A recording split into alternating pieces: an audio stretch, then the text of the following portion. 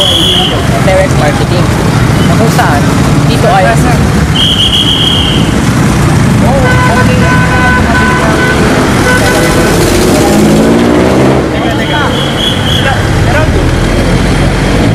表示意思上啊，我多谢你最近我你来。Ibig kong sabihin, ang gwapo mo daw. By the way, ang gusto lang ang makita natin sa kanya ngayon ay isang form ng direct marketing. Kung saan, nagbibigay siya ngayon ng tools para ma-inform sa atin tungkol sa mga products niya. Ito lang ginagawa niya ngayon dito para sa Bayan Telecommunications. Teka, since busog pa ako, palipas muna tayo ng oras sa bahay namin. Oo. Habang dinidiscuss ko naman sa'yo ngayon ang direct marketing.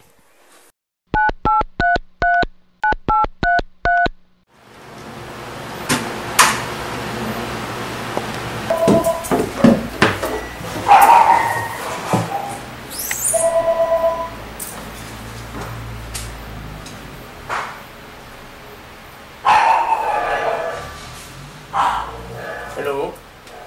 Good morning, my name is Geraldo from Visa. As part of our ongoing anniversary, we are sending you a credit card, which entitles you to a discounts from different establishment. Also, there's a chance for you to witness a 2008 Beijing Olympics live. Geraldo? Sige na naman, taklay ka ng ka,查屁. The number you dial is not yet in service. Please dial again. Toot! Toot!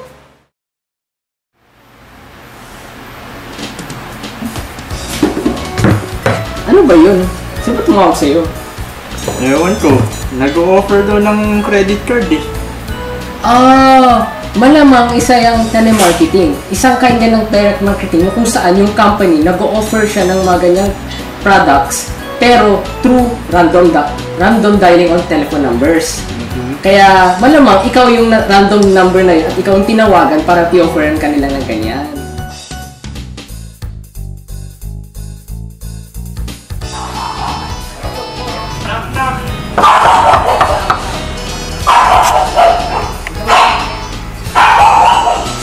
Go!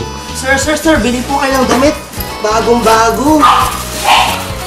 Galing pa to sa UK, sir. Tingnan mo. Bagay na bagay. Sir, tingnan mo. Ganda, no, sir? Mura-mura lang po yun. Okay.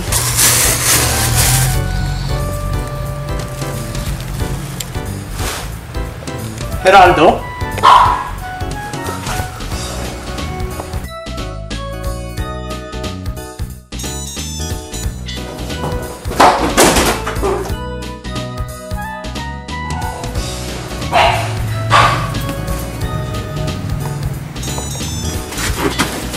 Next meeting, sir. Not once, not twice, but thrice.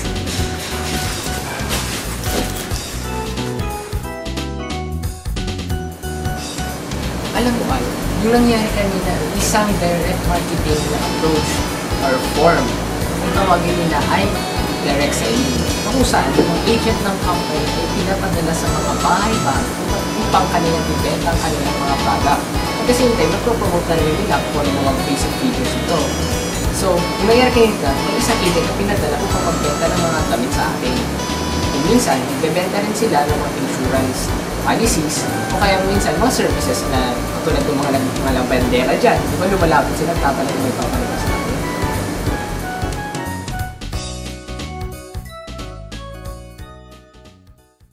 Al, familiar ka ba sa publicity? Hindi. O kung hindi man, sa public relations? Hindi rin eh.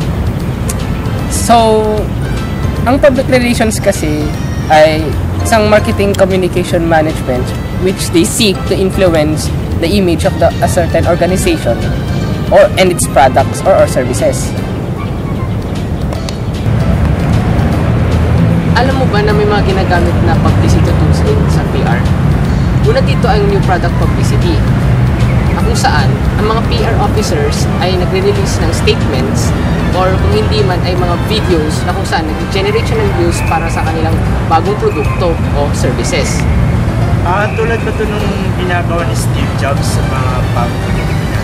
Tulad ng iMac. Ganun nga yun. I'm a new soul. hoping I could learn a bit about how to give and take. I'm a young soul in this very strange world, hoping I could learn a bit about what is true and fake.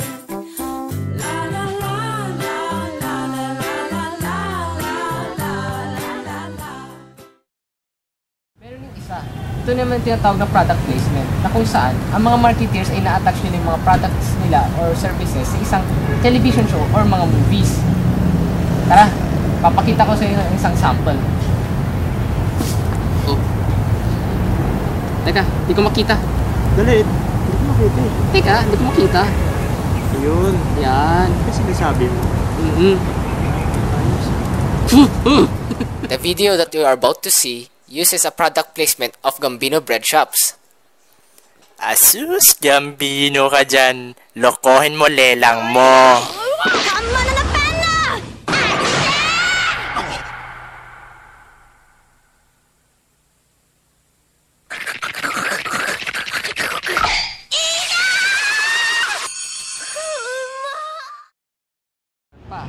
Ito naman yung tinatawag na event sponsorships na kung saan na-sponsor ng isang PR manager ang isang community or isang event na kung saan sa tingin nila ay makaka-create ng buzz ang kanilang bagong produkto or services.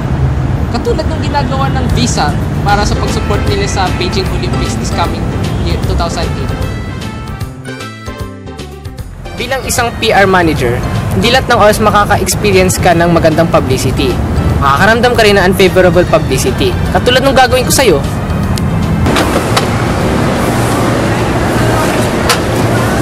Sir, cool ka lang. Kung muna kayo, sagutin nila itong mga pinaparatong laban sa kumpanya. Sir, totoo ba yung bali-bali itong nakahaluan ng LED ang yung mga tinapay? LED ka dyan. Hindi made in China mga tinapay ko, no? Eh ano namang masasabi mo sa mga bali-balitang nire-recycle ang mga tinapay niyo? Masinungalingan! Fresh ang mga tinapay ko, no?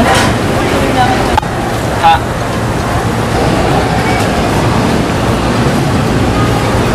Uy! Uy!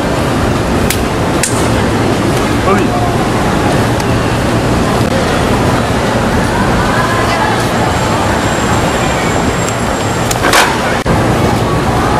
Ang na-experience mo ngayon ay isang negative publicity. Bakit puro negative comments naman ang naririnig ko kanina? Sabi ko nga kanina, yun ay isang negative publicity. Para maiwasan ang negative publicity, kailangan mo ng crisis management, where crisis management is the coordinated effort to handle the effects of unfavorable publicity, ensuring fast and accurate communication in times of emergency. Naturo ko naman na sa'yo ang lahat ng promotional elements. Tara, punta naman tayo sa paraiso ko. Paraiso? Wow, sosyal, may paraiso ka pala ah.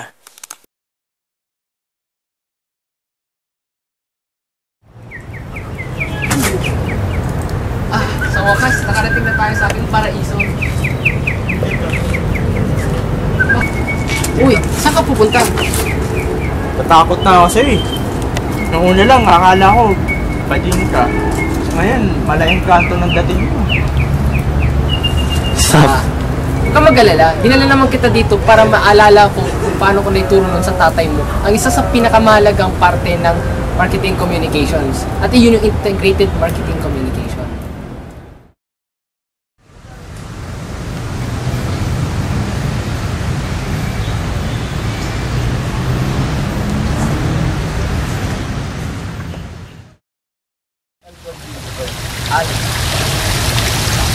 Hindi sapat na malaman mo kung ano ang advertising, direct marketing, sales promotion, and public relations. Hindi rin sapat na magamit mo lang sila na nag-iisa. Kaya itong purpose ng integrated marketing communications, ang mapag-isa sila at magamit mo para maging mas effective pa ang kanilang kalalabasan. Kung gustuin mo, pwede kang mag-advertising sabay nag-sampling ka gamit ng sales promotion. Kaya ngayon, ang purpose ng integrated marketing communication ay para mapalakas pa ang retention nito para sa mga customers. Na kung saan, kailangan mong gumamit ngayon ng integrated marketing communications. Hindi ginagawa mo.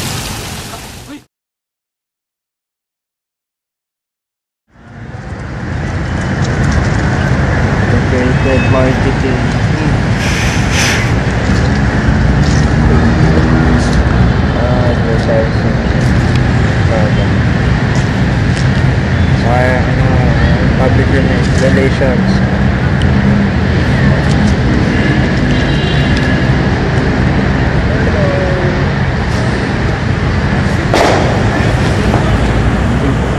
Mark? Mark? Mark? Saan na yun?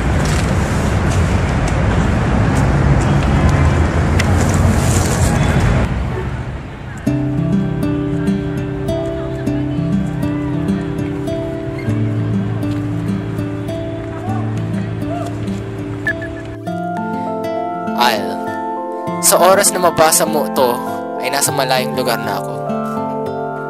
Ngunit may iniwan akong notes na maaaring makatulong sa iyong mga katanungan hinggil sa iyong negosyo. I had a great time with you. Babush!